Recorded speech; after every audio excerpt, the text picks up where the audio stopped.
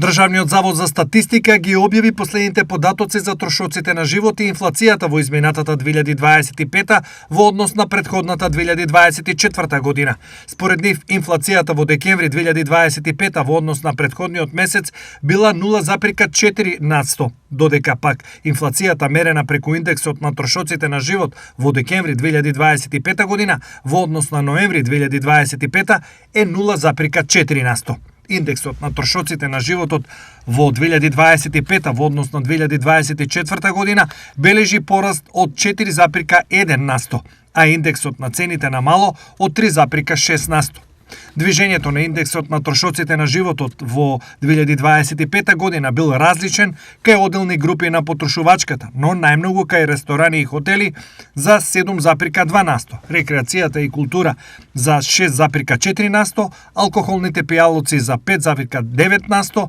и така натаму. Од друга страна, во декември 2025 година во однос на ноември 2025 година, намалувањето на трошоците на животот е забележано кај групите храна и безалкохолни пијалоци за 0,4% и облека и обувки за 0,2%.